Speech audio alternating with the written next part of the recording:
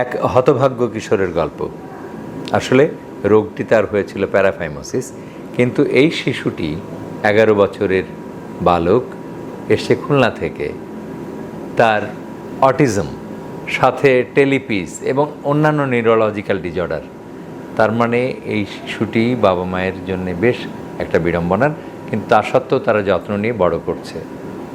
দেখতে সুশ্রী, সুবর্ণ, মানে গৌরবর্ণের সুন্দর চেহারার একটা শিশু, কিন্তু তার দেহের ভেতরে নানান রকমের অসুখ জন্মগতভাবেই বাসা বেঁধেছে। বাড়তি সমস্যা হলো, হঠাৎ করে তারা লক্ষ্য করেছে যে তার পুরুষাঙ্গটা লাল হয়ে গেছে এবং ওই চামড়া যেটা মুসলমানি করে দিই আমরা বা সুন্নতি খাতনা করে দিই, সেটা পেছনে সরে গেছে। পুরুষাঙ্গ ফুলে দগদগে ক্ষতের মতন, ঘায়ের মতন দেখা যাচ্ছে। তারা দ্রুত খুলনার একটা হাসপাতালে নিয়ে গেছে। হাসপাতাল কর্তৃপক্ষ যেহেতু এটা অটিজম এবং সেই সাথে সাথে অন্যান্য নিউরোলজিক্যাল ডিজঅর্ডার আছে, তারা বলেছে যে এটা এখানে সম্ভব না, আপনি ঢাকায় নিয়ে যান।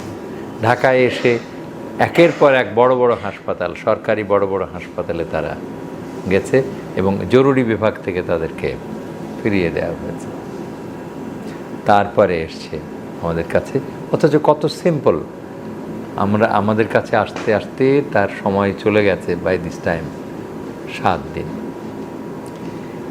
অথচ এতই সিম্পল, আমার মাথায় ঢুকলো না যে এত সহজ জিনিস ইমার্জেন্সি থেকে কেমনে ফেরত আসে। আর ওই রোগীর লোকজনের জন্যে যে কথাটা আমি বলেছিলাম, সেই কথাটাই আপনাদেরকে বলার জন্য এই ভিডিও। সেটা হলো, এতই সিম্পল বলছি যে এটাকে সার্কামসিশন করে দিতে হয় বা মুসলমানি করে দিতে হয়।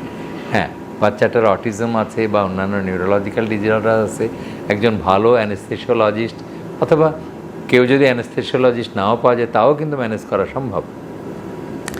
একটু রিডাকশান করে দেয়া, দ্রুত হলে তো রিডাকশান ইজি, একটু হট কম্প্রেশন করে রিডাকশান করে দেওয়া যায়।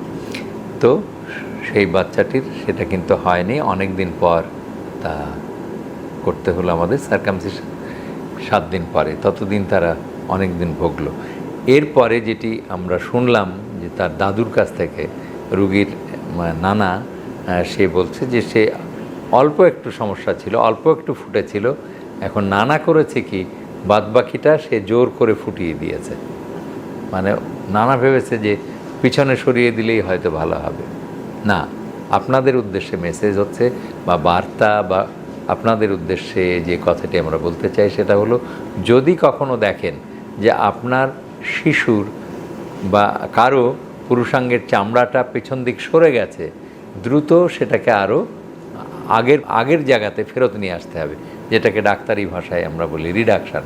তার মানে কলা ছিলে গিয়েছিল, আপনি কলাটা বুঝাই দিবেন। যত দ্রুত করবেন ততই মঙ্গল, তাহলে আর ডাক্তারের কাছে নিতে হবে না। ডাক্তারের কাছে নিয়ে যে পরবর্তীতে সার্কামসিশন করে নেবেন, কিন্তু এইটিই হলো চিকিৎসা, যে আপনি কলাটা বুঝিয়ে দেবেন।